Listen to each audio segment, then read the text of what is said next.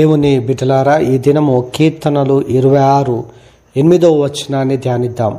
యెహోవా, నీ నివాస మందిరమును, నీ తేజోమహిమ నిలుచు స్థలమును నేను ప్రేమించుచున్నాను. దేవునికి మహిమ కలుగునుగాక. దేవుని బిడ్డలారా, దావీదు భక్తుడు దేవుని మందిరమును ఎంతో ప్రేమించినాడని మనకు తెలుసు. దావీదే మరి మందిరము దేవునికి కట్టాలని ఆశపడ్డాడు. కానీ దేవుడు తిరిగి తన ప్రవక్త ద్వారా, నువ్వు కట్టకూడదు, నీ గర్భవాసం నుండి వచ్చు కుమారుడు నా కొరకు మందిరం కట్టును అని సెలవిచ్చినాడు. కాబట్టి ఆ తర్వాత సొలొమోను మందిరం కట్టినట్టుగా మనం చూస్తాం. కానీ దావీదు భక్తుడు మందిరం కట్టకపోయినా మందిరానికి కావలసిన అంతా కూడా సమకూర్చినట్టుగా మనం చూస్తూ ఉన్నాం.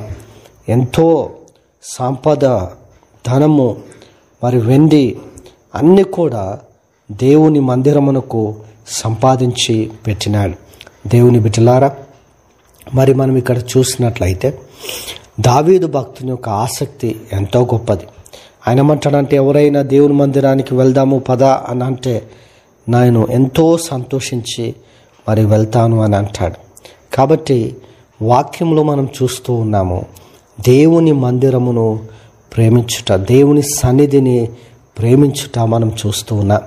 మరి మనము దేవుని మందిరమును ప్రేమిస్తున్నామా? దేవుని సన్నిధిని మనం ప్రేమిస్తున్నామా? దావీదు అంటాడు, యెహోవా, నీ నివాస మందిరమును, నీ తేజోమహిమ నిలుచు స్థలమును నేను ప్రేమించుచున్నాను. దేవునికి మహిమ కలుగునుగాక.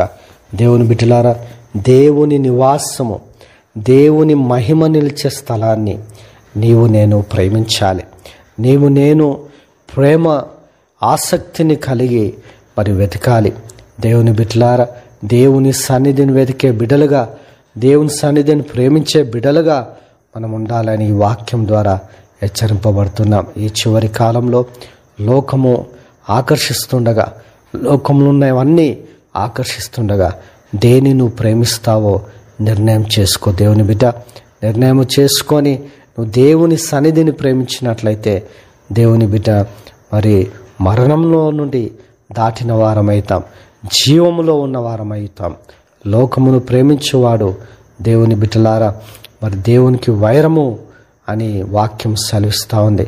వాడు దేవునికి వైరిగా మారతాడు అని వాక్యం సెలవిస్తూ ఉంది. కాబట్టి దేవుని మందిరము, దేవుని యొక్క తేజోమహిమ నిలిచే స్థలాన్ని ప్రేమించుటకు పరిశుద్ధాత్మ దేవుడు సహాయం చేయునుగాక.